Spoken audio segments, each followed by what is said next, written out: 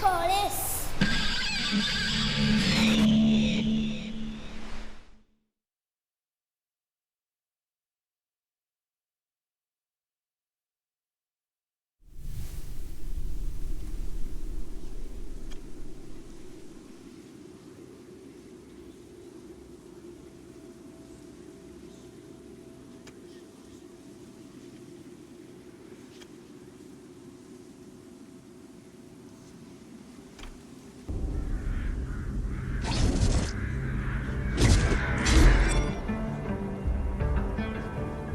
I was born to be the Collector. To protect a world I cannot be a part of. Destined to be feared for what I am. It is my fate.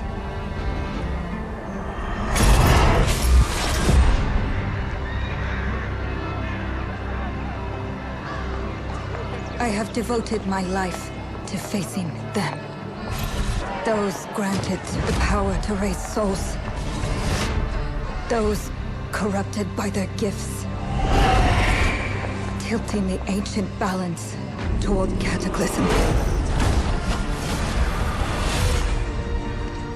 But at last, their debt is due.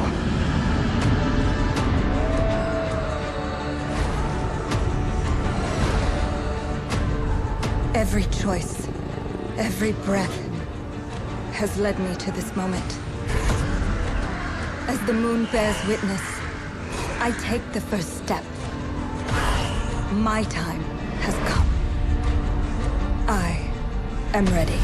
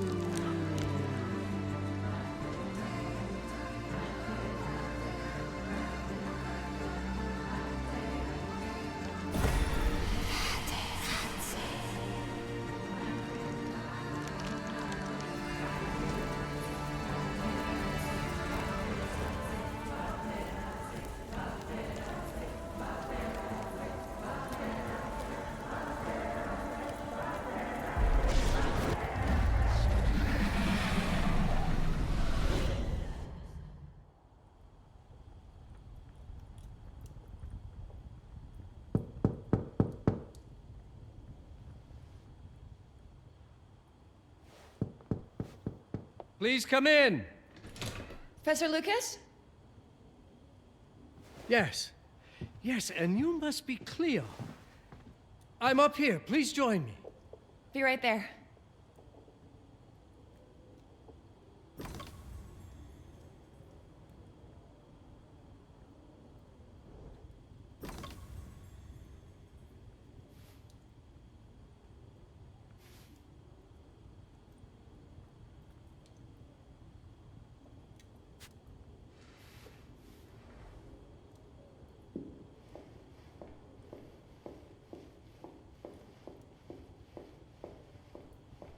You might very well appreciate this spot, Cleo.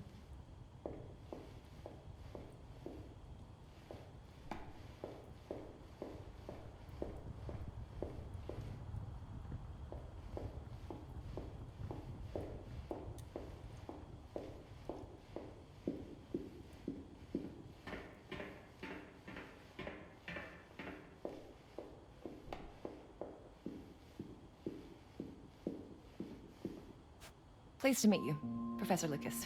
The pleasure is mine, Cleo. I'm glad you called. Were you looking for something in particular?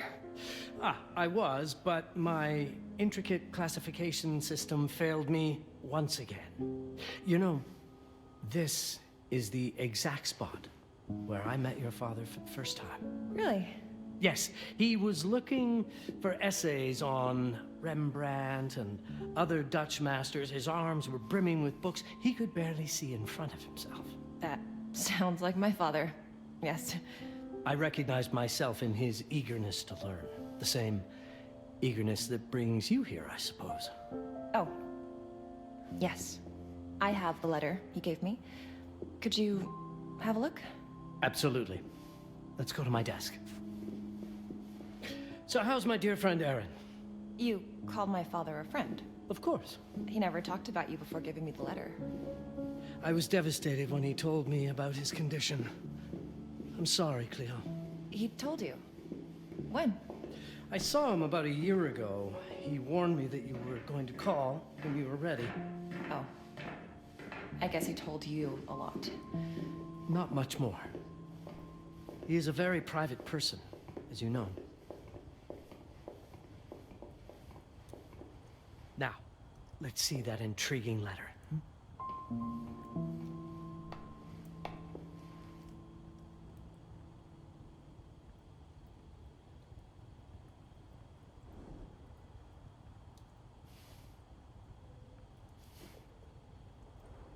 Let's see that letter. It seems to be weighing on you, am I right? I can't read past the first line my father wrote. And then there's this last part at the end. Both are in English, but everything else is... I was hoping you could help me. I've never seen anything like this before. The writing seems to be hidden behind some sort of veil, and then there's movement in it. It's like something organic. You're absolutely right. I've only seen this once before. I have a 300-year-old manuscript that has the same protective layer, which means that this letter is from the Zandaris tribe. Zandaris? Yes, it's a very ancient tribe. I wonder how your father got this letter. Can you decipher it? I'm afraid I can't. But there is a tome in here on ancient writing that mentions the Zandaris' protected communication. Although finding it may be a bit of a challenge, I think I might have stored it a little too well. The library's registry should help.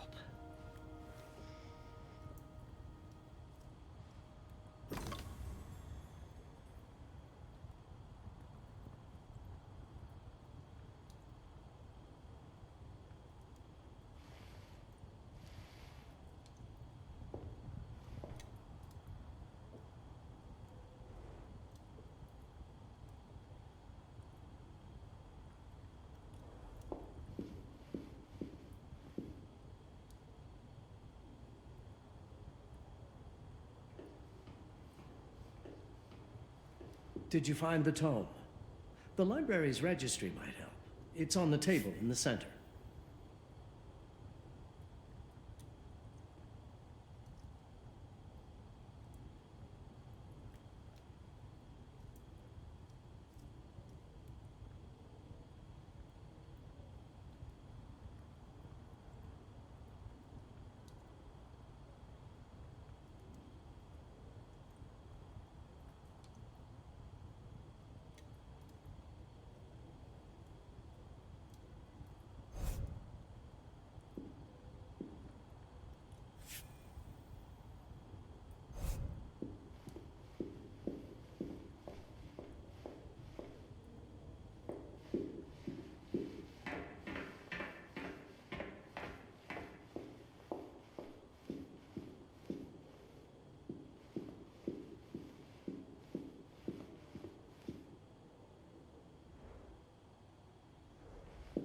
Have a look in the ancient writing systems section.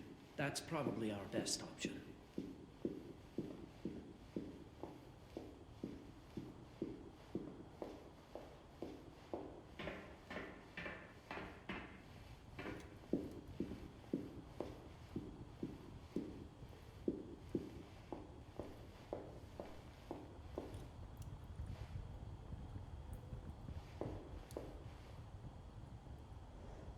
The ancient writing system section should be here, on the main floor.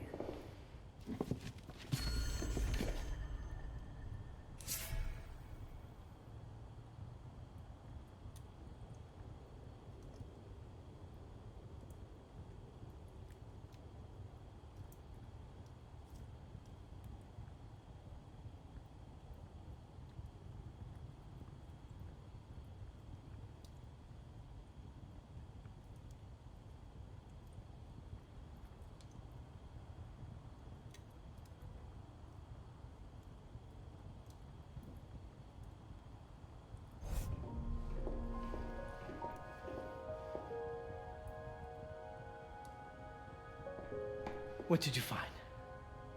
Protected Zendare's information was only decipherable through an object.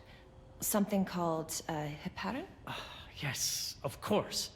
So you've heard of it before? I thought it was a legend. It varies depending on the source. I've never seen one. They said it appears as something unremarkable. I wonder, has your father ever given you something other than the letter? Something like a key or a pendant? He gave this to me when I was a child. But I don't think it has anything to do with... Fascinating. I don't see how this could help us decipher a language. Doesn't hurt to try.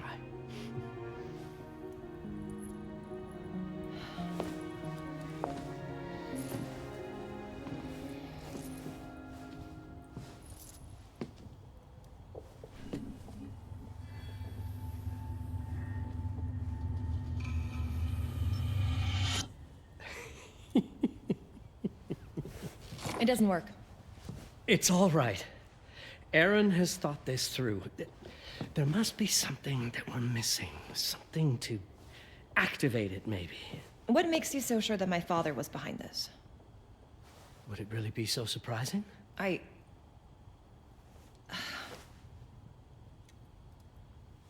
just wish he had told me more before he... I understand, but this is his way to do so. Aaron made sure that we would meet in this very room. He's a brilliant man. None of this is coincidence. Have a look around. See if there's anything that piques your interest. Something only you could notice? Did you know that my father donated a bust of Rembrandt to this school? I didn't. I'm afraid to say I never paid much attention to their donors. That must mean something, right? I know he loves this school, but... I'd say follow that lead.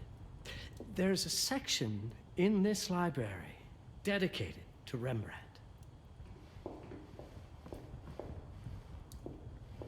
I'm not sure your father left you anything here, but I do know he would have wanted you to look into Rembrandt.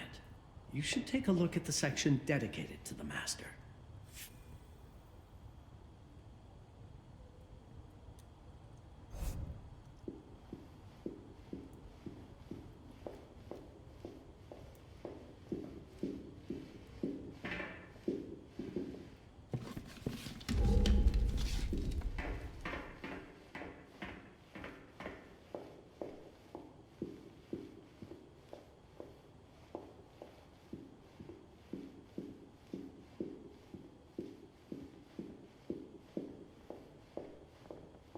You might want to look into anything related to Rembrandt, Cleo. It makes perfect sense if we try to think as your father would.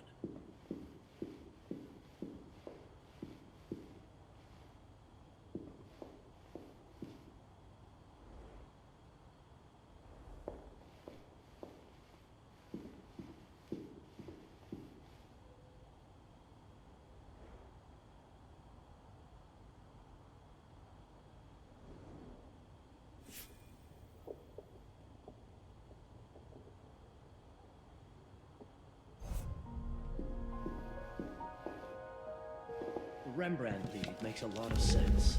There's a section on Rembrandt and the Dutch Golden Age up on the mezzanine. You should take a look.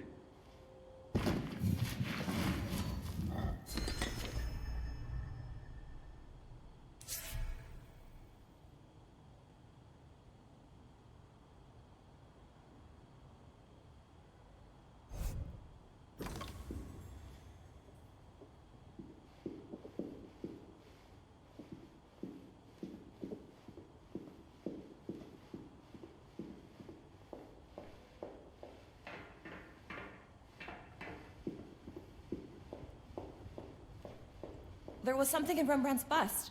Of course. Dear Aaron, come, Cleo. Let us look at this together. My father left me a note. Wonderful. I don't understand it, but my name's on it. Let's see. Do you know what these symbols mean? It seems to refer to a special tool. a sacred tool, most probably, and blood from, I think it specifies lifeline. Blood from a lifeline. I remember. From the hand.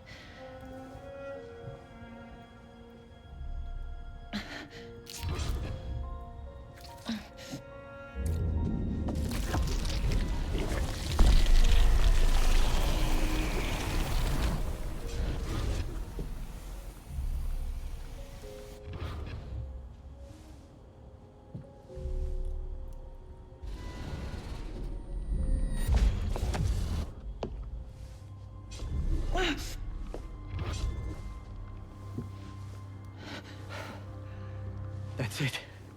That's the Baron. Aim it at the letter.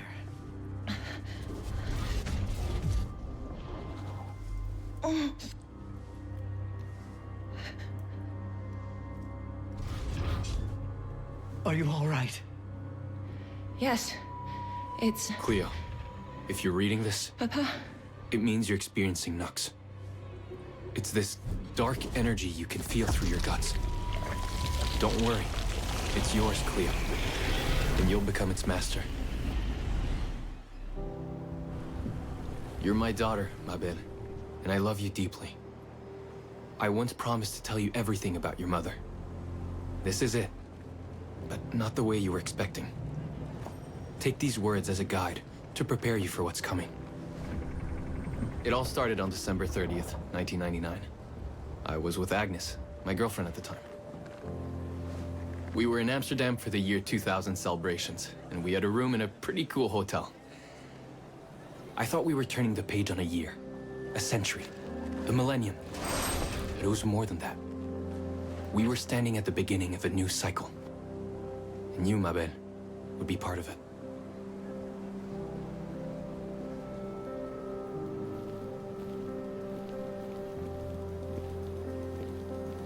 Everything starts with Agnes, as far as you and I are concerned, Cleo. But in fact, it's hard to grasp how ancient this story is.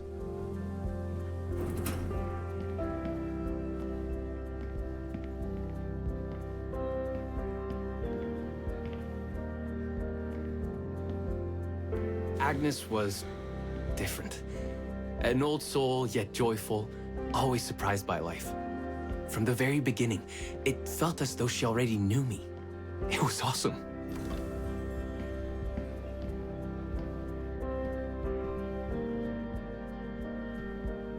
Agnes had planned something for us in our room that night.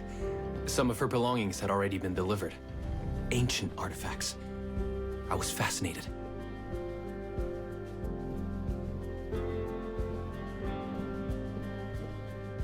Truly, I had no idea what Agnes had in mind.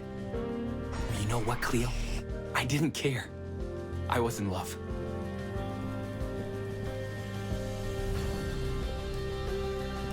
I never questioned Agnes's actions. She had a way of making me feel important and wanted. Needed, even.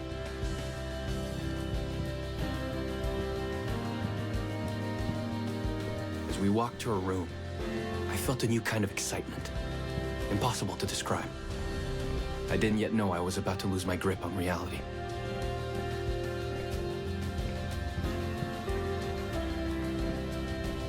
As you'll see, Mabel, losing my grip on reality is an understatement. The truth is, I never had a grip on anything at all.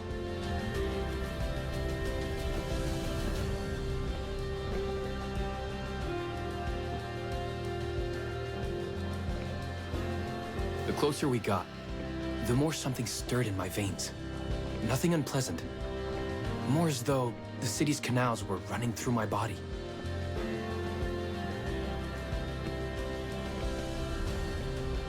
There was something electric about Agnes. A force emanated from her. The force I was about to discover.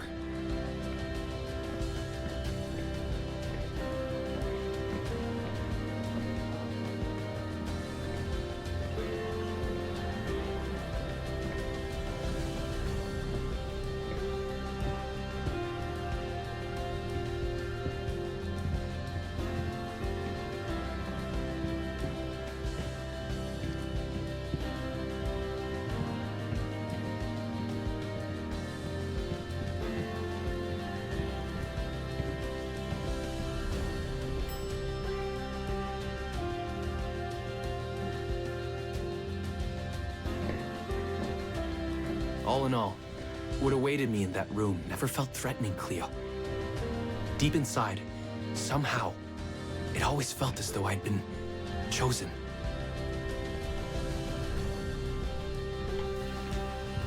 Agnes went directly to the bathroom to put on her magic touch, she said. She didn't need any in my view, but she was being literal, I guess.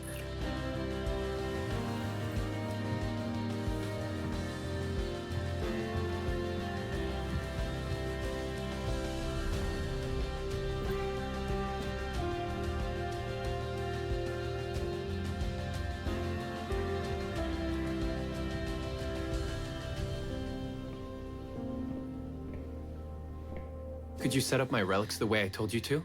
She asked from the bathroom. I had to rummage through a chest, a shelf, even her bag to find those things of hers. So old they were unsettling.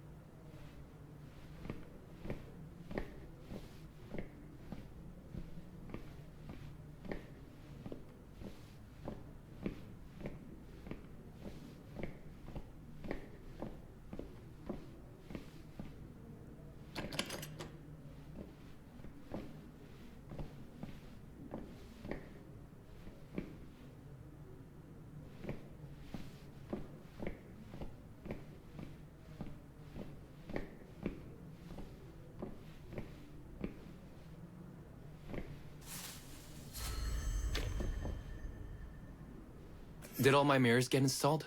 She asked. Yes.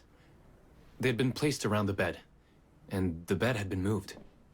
Even now, I don't know how, or by whom.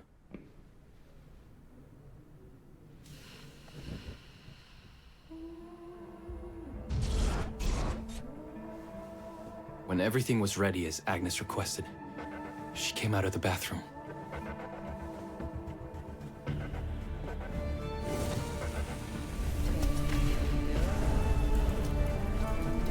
She was...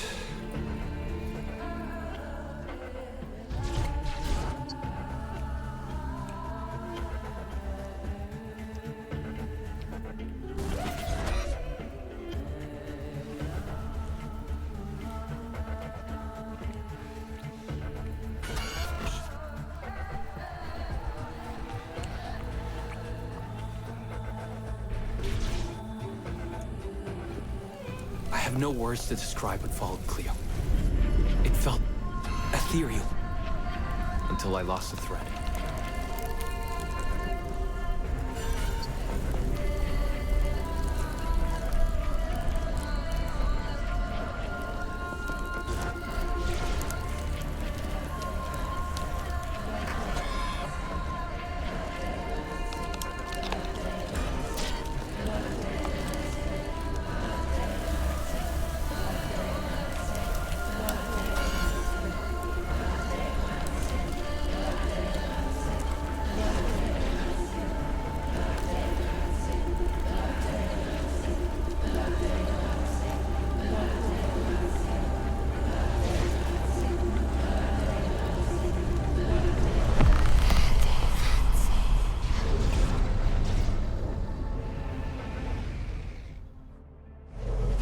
woke up or something.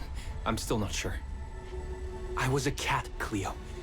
Yes, you read that well. I was a cat. The room was like in a nightmare. Agnes was floating, literally, and seemed frozen in time.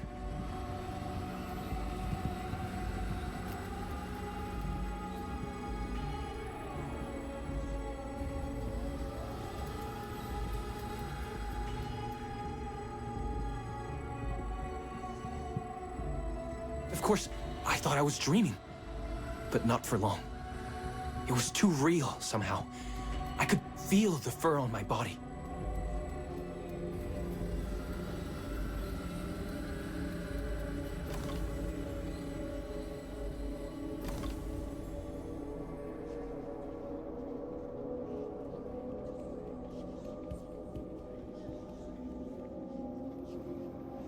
My senses were heightened. Everything I saw or heard became a voice calling me. Go further, and you'll see. Go further, and you'll see.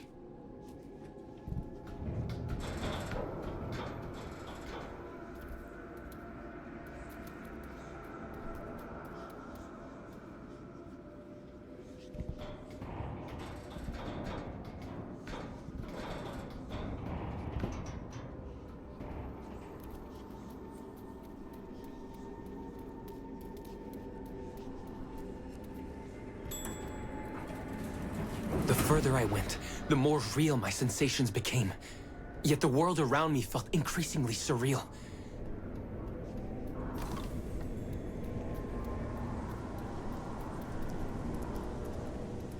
It was scary, disturbing. But something was definitely calling to me, from what seemed to be the other side.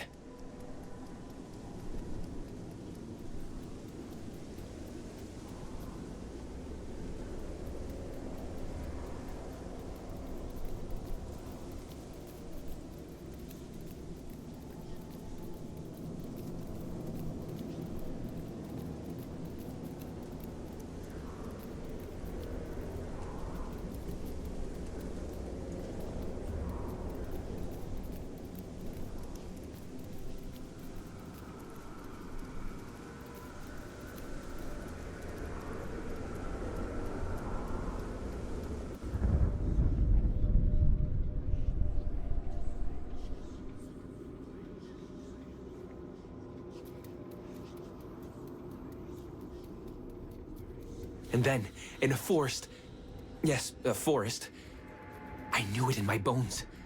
It was someone calling me. A woman.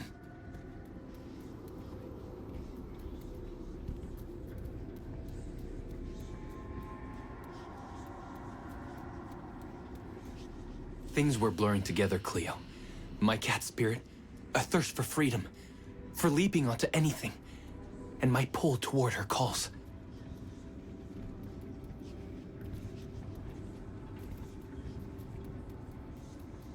And I saw her, frozen in time, like Agnes in the room. Then my cat's spirit again, a need to size her up.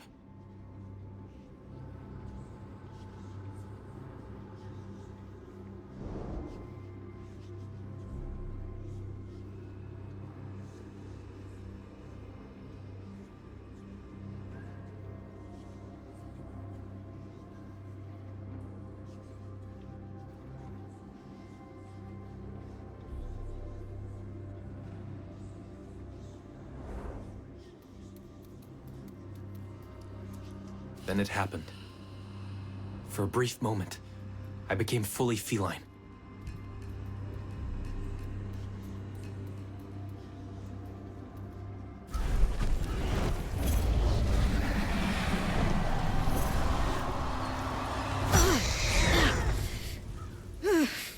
Welcome, Patarazzi.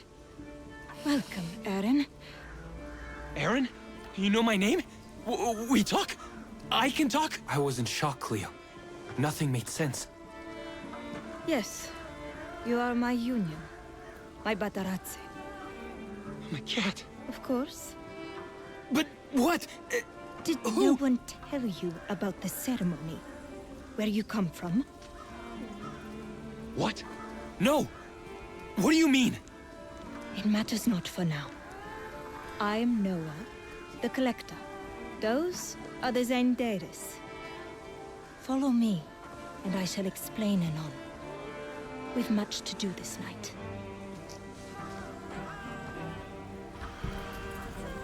It was the only thing I could do anyway, Cleo. That woman, Noah, she seemed like the only one who could clarify all this.